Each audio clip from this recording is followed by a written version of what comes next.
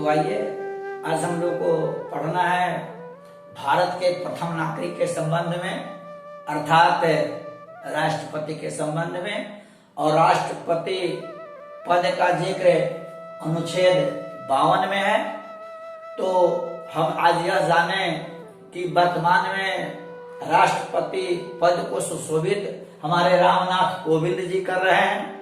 लेकिन आज मुझे यह जानना है कि या तो रामनाथ कोविंद जी भारत के 14वां राष्ट्रपति हैं, इसके पूर्व 13 राष्ट्रपति जो हुए वे कौन कौन हैं, कौन कौन हुए, इसके बारे में आज मुझे जानना है। क्योंकि पूर्व के राष्ट्रपति के जीवन से संबंधित, कार्यकाल से संबंधित, कार्यों से संबंधित प्रश्न पूछे जाते हैं। क्योंकि भारत का प्रथम नागरिक होने की वजह से राष्ट्रपति से संबंधित बहुत क्वेश्चन होते हैं, कई प्रश्न होते हैं। तो आइए आज हम यह जानें कि राष्ट्रपति रामनाथ कोविंद जी के पूर्व कौन कौन हुए। तो रामनाथ कोविंद जी के पहले डॉक्टर राजेंद्र प्रसाद हुए, डॉक्टर सर्वपल्ली राधाकृष्णन हुए, डॉक्टर जाकिर हुसैन हुए, वराहगिरी वेंकट गिरी, इसको वीवी गिरी के भी नाम से जाना जाता है, फखरुद्दीन अली अहमद, नीलम Sanjiva Reddy, Giani Zail Singh, Rama Swamy Venkata Raman, doctor Shankar Dayal Sharma, K R Narayanan, doctor APJ Abdul Kalam, Pratibha Patil, Pranab Mukherjee और 14वां है रामनाथ कोविंद। तो यह 14 नाम आसानी से याद नहीं रह पाता है, इसलिए मैंने प्रयास करके एक टेक्निक निकाला है आपके हित के लिए और मैं अपने भी हित के लिए, क्योंकि मुझे भी तो जानना है। और यह मुझे बनाने में परेशानी हुई, लेकिन आप लोगों को कोई परेशानी नहीं होगी, क्योंकि आजकल के सभी बच्चे काफी मेधावी हो गए हैं और आजकल के बच्चों का रिजल्ट कितना बेहतर हो रहा है।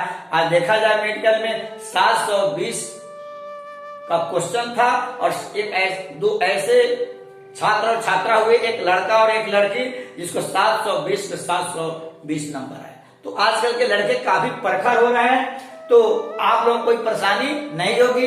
एक मेरी पंक्ति है, एक किताब में अनेक पेज होते हैं, एक किताब में अनेक पेज होते हैं, लेकिन पढ़ने वाले पढ़ाने वाले से तेज होते हैं। तो आइए, यह मेरी पंक्ति मैंने लिखा है 3DR VFNGR।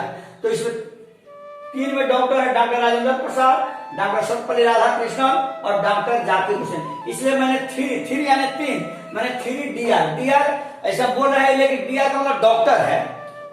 क्योंकि कविता बनाने में कुछ शब्दों का हेरफेर करना पड़ता है, इसीलिए मैंने बनाया है 3DR हो गए। उसके बाद वराहगिरी वेंकट गिरी, उसके बाद फखरुद्दीन अली अहमद, नीलम संजीव रेड्डी, ज्ञानी जैल सिंह और रामा स्वामी वेंकट रमन। इस सभी का फर्स्ट जो इसका अल्फाबेट है उसको हम लोग याद कर ले तो मेरा काम चल जाएगा। और इसमें मैंने सिर्फ फर्स्ट अल्फाबेट को लिया है, 3DR 1 2 3 VFAGR।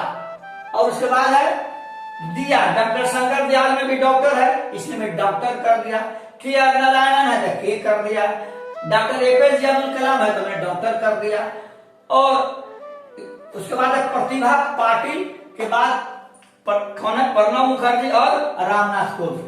तो प्रथम इसमें पी, प्रतिभा पाटिल में पी आ रहा है और प्रणब मुखर्जी में भी पी आ रहा है, इसलिए मैंने प्रतिभा पाटिल का नाम मैंने पूर्ण रूप से लिख दिया है।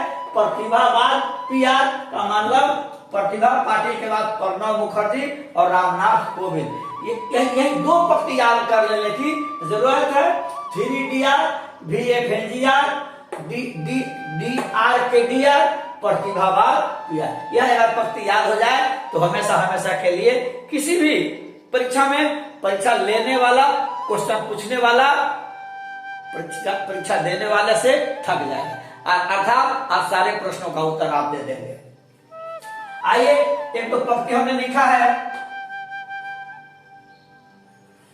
प्रथम डॉक्टर राजेंद्र हुए। प्रथम भारत के प्रथम राष्ट्रपति कौन हुए? प्रथम डॉक्टर राजेंद्र हुए। प्रथम डॉक्टर लास्ट की छूट साइलेंट है। प्रथम डॉक्टर राजेंद्र हुए। भारत के प्रथम राष्ट्रपति कौन हुए? प्रथम डॉक्टर राजेंद्र हुए। राष्ट्रपति छुपा हुआ है। नीलम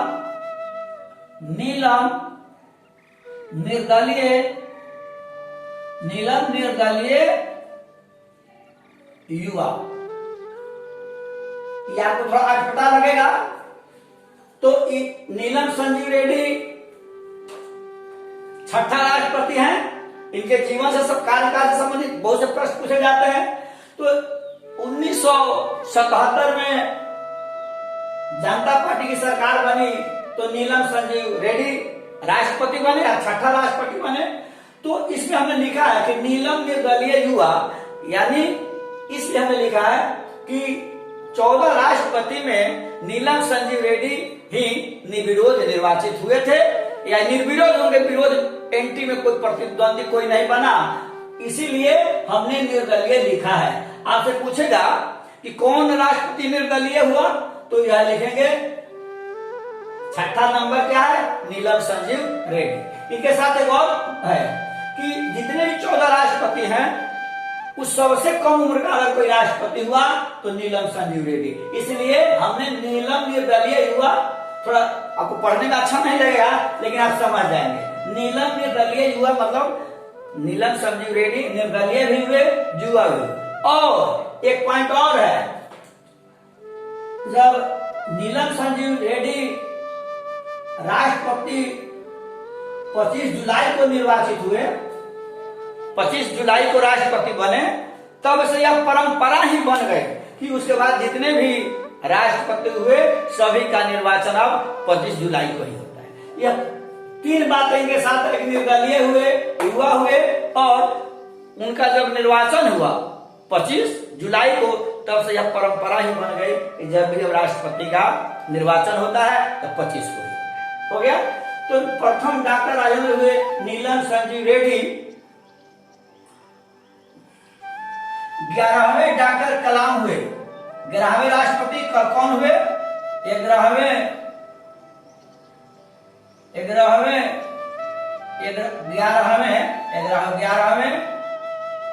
डॉक्टर कलाम हुए।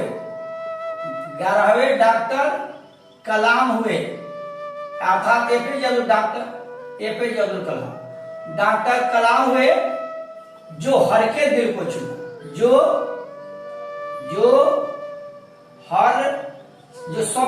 सबके दिल को छुआ, जो सबके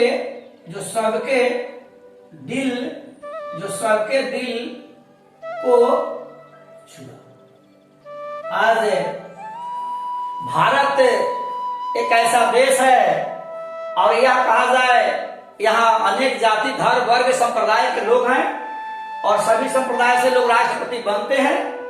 लेकिन एपीजे अब्दुल कलाम एक ऐसे राष्ट्रपति हुए जिनका सभी जाति धर्म वर्ग संप्रदाय में काफी पकड़ थी। सभी लोग इनसे प्यार करते थे और कलाम साहब भी लोगों से प्यार करते थे। आज कलाम साहब की देन है, कलाम साहब की प्रखरता का यह आज फल मुझे मिल रहा है कि आज भारत शक्तिशाली देशों की पंक्ति में खड़ा है, मजबूती के साथ खड़ा है। अगर भारत को इसीलिए अगर राष्ट्रपति हुए, लेकिन इन्होंने युवान के क्षेत्र में हर क्षेत्र में इन्होंने योगदान दिया, वो और किसी ने उतना महत्वपूर्ण काम नहीं किया, और इन्हें मिसाइल मैन के नाम से भी जाना जाता है। आइए दूसरा है डॉक्टर जाकिर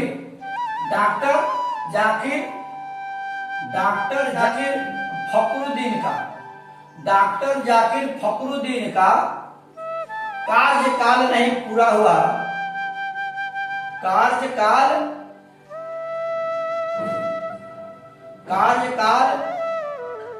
नहीं पूरा हुआ। भारत में 2 राष्ट्रपति हुए, जिसे राष्ट्रपति का कार्यकाल कितने वर्षों का है? 5 वर्षों का।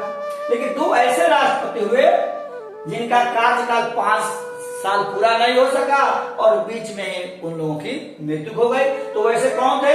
डॉक्टर जाकिर साहब, डॉक्टर जाकिर हुसैन, और दूसरा है फखरुद्दीन साहब, अपने 5 साल के अवधि में ही मर गए, कार्यकाल को पूरा नहीं कर सके।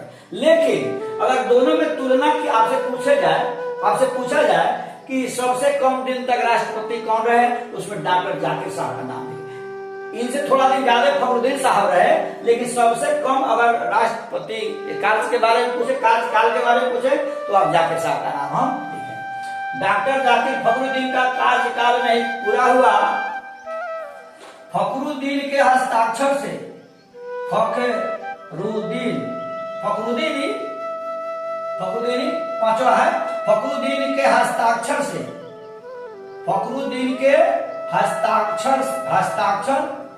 से संकट काल लागू हुआ।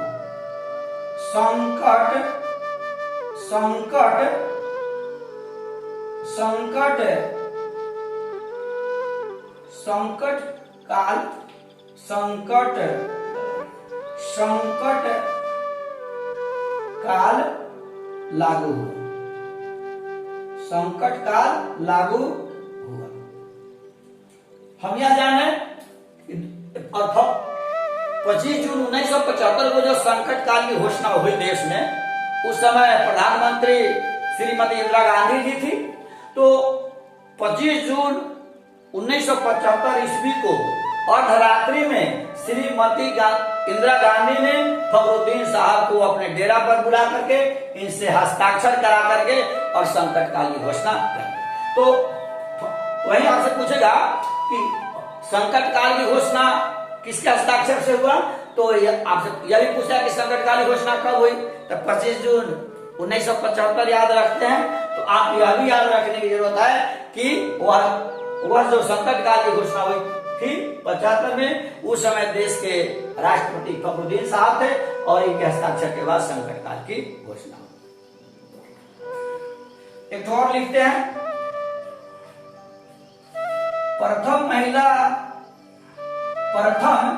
अगर आपसे पूछे कि प्रथम महिला राष्ट्रपति का नाम पूछे, तो लिखना होगा प्रथम महिला प्रतिभा पाटिल।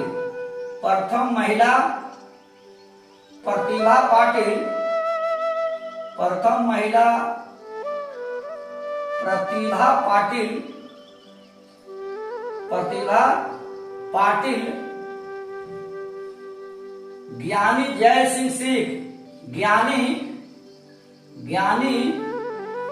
जय सिंह सिख। ज्ञानी जय सिंह सिख। अगर आपसे पूछे कि भारत में कौन महिला राष्ट्रपति बना, तो आपको याद रखने की जरूरत है प्रतिभा पाटिल। किसका नाम याद रखेंगे? प्रतिभा पाटिल। और वह कौन राष्ट्रपति, सिख राष्ट्रपति का नाम बतावे, तो हमको याद रखने की जरूरत है ज्ञानी जय सिंह सिख। सिख कहते हैं लोग पंजाबी को। और आगे है सारी संपत्ति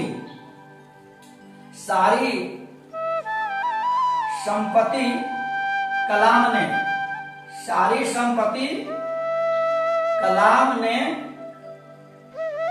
संपत्ति कलाम ने दी ट्रस्ट को दी ट्रस्ट को। और राष्ट्रपति पद रिटायर होने के बाद अब्दुल कलाम की वजह से भारत शक्ति संपन्न बना, प्रतिभा संपन्न भी बना। और रिटायर होने के बाद इन्होंने अपनी सारी संपत्ति सरकार को दे दिया, ट्रस्ट को दान कर दिया। धन है यह व्यक्ति। और यह जीवन, इनके जीवन की कितनी चर्चा की जाए, इनके जीवन की विशेषता तो बहुत है। हर वर्ग, हर कौम, हर जाति में इन्होंने प्यार लुटाया। और अगर प्यार लुटाया सबों में, लेकिन सबसे ज्यादा अगर प्यार लुटाया तो छात्र छात्राओं के बीच लुटाया।